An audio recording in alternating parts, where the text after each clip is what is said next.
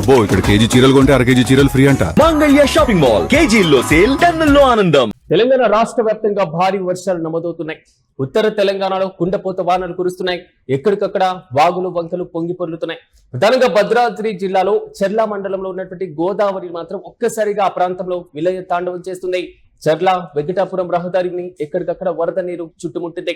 ఇక వీరాపురం వే బ్రిడ్జ్ వద్ద వరదలో దాదాపు 38 మంది చిక్కుకున్నట్లుగా తెలుస్తుంది. ప్రధానంగా సహాయక చర్యలను చేపడుతున్నారు అధికారులు. ఇక ములుగు జిల్లా గోదావరి పరివాహక ప్రాంతంలో భారీగా వరద సంభవించింది.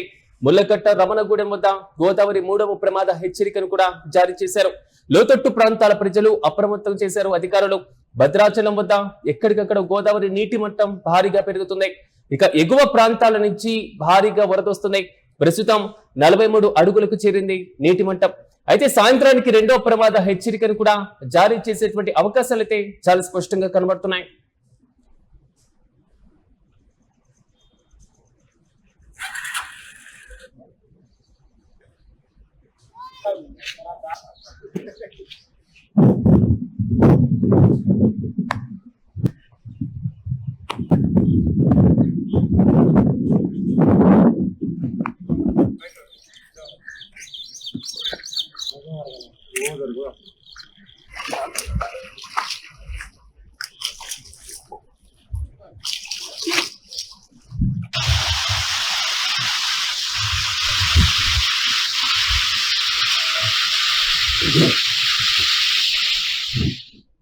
ప్రధానంగా తెలంగాణలో భారీ వర్షాలు నమోదవుతున్నాయి. గోదావరి ఉగ్ర రూపం ఒకవైపు కనబడుతుంటే చర్లలో మాత్రం 38 మంది చిక్కుకోవడం మాత్రం కలకలం రేపుతున్నాయి. తెలంగాణ రాష్ట్ర వ్యాప్తంగా గత కొన్ని రోజులుగా ఎడతెరిపి లేకుండా కురుస్తున్నటువంటి భారీ వర్షాల కారణంగా ఉత్తర తెలంగాణ, తూర్పు జిల్లాలో ఎక్కువగా ప్రభావితమవుతున్నటువంటి వైనాన్ని మనం చూస్తున్నాం. ఇక ఉత్తర తెలంగాణలో అయితే కుండపోత వానలు కురవడంతో పాటుగా ఎక్కడికక్కడ వాగులు వంకలు కూడా పొంగి పొర్లుతున్నాయి.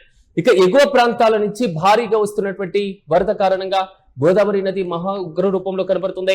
ఇక భద్రాద్రి కొత్తగూడెం జిల్లా, ములుగు జిల్లాలో అయితే పరిస్థితి మరింత ఆందోళనకరంగా మారింది.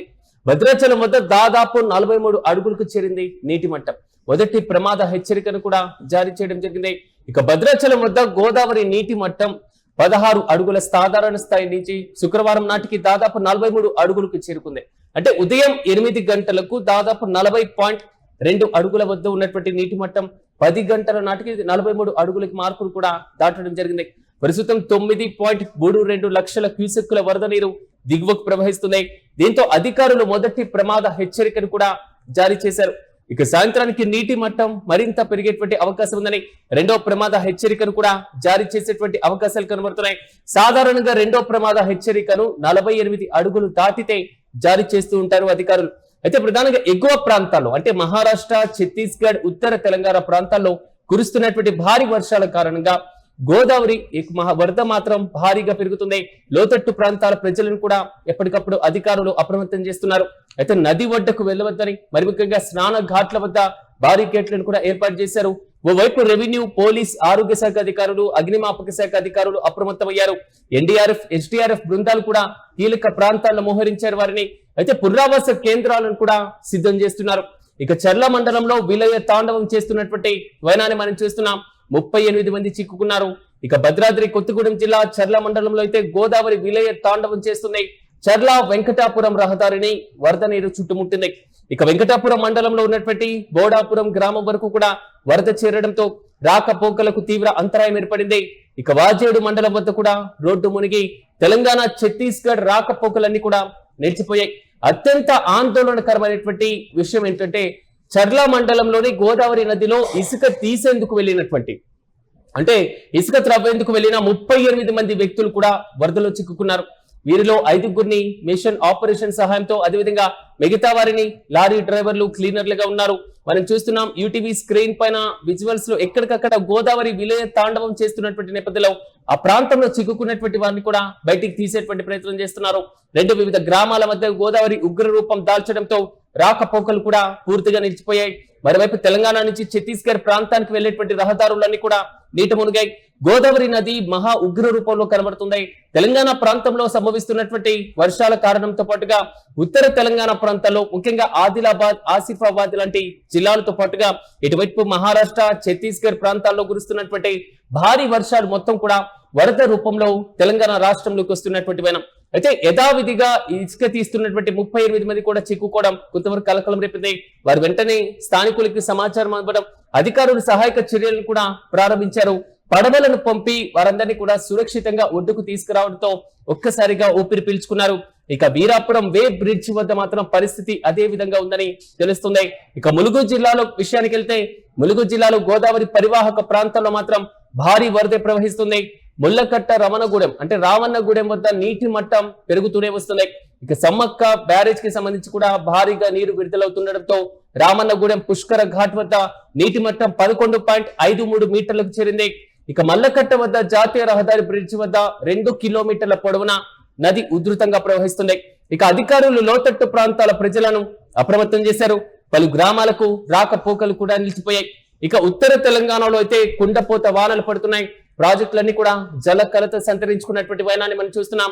ఇక ఆదిలాబాద్, నిజామాబాద్, కరీంనగర్, మంచిర్యాల, జగిత్యాల, జయశంకర్, భూపాలపల్లి, ములుగు జిల్లాలతో పాటుగా భద్రాద్రి కొత్తగూడెం జిల్లాలో అయితే అతి భారీ వర్షాలే నమోదవుతున్నాయి. మంచిర్యాల జిల్లాలో అయితే 16 సెంటీమీటర్లకు పైగా వర్షపాతం నమోదవుతుంది. కొన్ని ప్రాంతాల్లో 100 మిల్లీమీటర్ల కంటే ఎక్కువ వర్షం పడింది. దీంతో వాగులు, చెరువులు పొంగి పొల్లి లోతట్టు ప్రాంతాలన్నీ కూడా నీట మునిగినటువంటి వైనాన్ని మనం చూస్తున్నాం. ఇక గోదావరి, కృష్ణా పరివాహక ప్రాంతాల్లోని ప్రాజెక్టులు జల కళను సంతరించుకున్నాయి. ఇక తాలిపేరు, ఎల్లంపల్లి, మేడిగడ్డ, సమ్మక్క సాగర్ వంటి ప్రాజెక్టులోకి భారీగా వరద చేరుతుంది. అనేక గేట్లు ఎత్తి నీటిని దిగువకు విడుదల చేస్తున్నారు. అధికారులు పూర్తి స్థాయిలో సహాయక చర్యల్ని అప్రమత్తం చేశారు. ప్రజలకు కూడా పలు కీలకమైనటువంటి హెచ్చరికలు జారీ చేశారు. జిల్లా యంత్రాంగాలు, నీటిపారుదల శాఖ అధికారులు కూడా పరిస్థితిని నిరంతరం పర్యవేక్షిస్తున్నారు. లోతట్టు ప్రాంతాల ప్రజలు ఎవరైతే ఉన్నారో వారు సురక్షిత ప్రాంతాలకు తరలించేందుకు వారిని ఎక్కడికక్కడ ఏర్పాట్లు కూడా చేశారు. నది ఒడ్డుకి వెళ్ళవద్దని, సెల్ఫీల కోసం, ఫోటోల కోసం, వీడియోలు తీయడం కోసం, నది ప్రవాహాన్ని చూడడం కోసం వరద నీటిలోకి దూకవద్దంటూ కూడా కఠిన చర్యలు, హెచ్చరికలను కూడా అధికారులు జారీ చేశారు.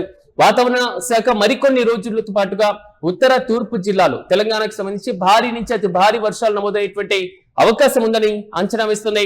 ప్రస్తుతం గోదావరి వరద ఉధృతి పెరుగుతూ ఉండడంతో రాష్ట్ర ప్రభుత్వంతో పాటుగా జిల్లా అధికారులు అత్యంత అప్రమత్తంగా ఉన్నారు. అయితే చర్లలో చిక్కుకొని దాదాపు 38 మందిని కూడా సురక్షితంగా వారిని రక్షించారు. సహాయక చర్యలను కూడా వేగవంతం చేయడం జరిగింది. ప్రజలు అధికారుల యొక్క సూచనలు పాటించాలి, తగు జాగ్రత్తలు కూడా తీసుకోవాలంటూ కూడా ప్రధానంగా తెలియజేశారు. అయితే ఈ వరద పరిస్థితి మరింత తీవ్రతరమైనటువంటి అవకాశాలు అయితే చాలా స్పష్టంగా కనబడుతున్నాయి. అయితే ప్రధానంగా హెల్ప్ లైన్ సెంటర్లను కూడా ఏర్పాటు చేశారు. ఒక్కసారి నేను భద్రాద్రి కొత్తగూడెం జిల్లా కంట్రోల్ రూమ్ కి సంబంధించినటువంటి అభ్యంతరాలు మరి ముఖ్యంగా చెప్పుకోవాలంటే అక్కడ ఇబ్బందులు పడుతున్నటువంటి వారు ఎవరున్నా 8744241950 కి వాట్సాప్ కాల్ ద్వారా 9392919743 ద్వారా కూడా హెల్ప్ లైన్ సెంటర్ ద్వారా అత్యవసర నెంబర్లను కూడా కేటాయించారు. ప్రత్యేకమైనటువంటి అధికారులను కూడా కేటాయించడం జరిగింది. చూడాలి, వరద ప్రవాహం రానున్నటువంటి 24 నుంచి 48 గంటల పాటు భారీగా కొనసాగేటువంటి అవకాశం ఉంది కాబట్టి తగు జాగ్రత్తలు పాటించాలి. ఎవరు కూడా సెల్ఫీలు దిగడం కోసం లేదా వాటర్ ఎక్కువగా వస్తున్నాయి కాబట్టి, ఆ ఫ్లో ఎక్కువగా ఉంది కాబట్టి, డ్యామ్లన్నీ కూడా నిండుకుండలా కనబడుతున్నాయి కాబట్టి, గోదావరి మొత్తం కూడా ఉగ్ర రూపంలో కనబడుతుంది కాబట్టి చూద్దాం, ఆహ్లాదిద్దాం, మరి ముఖ్యంగా ఆ ప్రాంతాన్ని ఒక పర్యాటక ప్రాంతంగా భావిద్దాం అనేటువంటి ఆలోచన మాత్రం విరమించాలి అనేది మాత్రం అధికారుల దగ్గర నుంచి వస్తున్న ప్రధాన వాదన. ప్రజలు తగు జాగ్రత్తలు పాటించాలంటూ కూడా అధికారులు హెచ్చరిస్తున్నారు.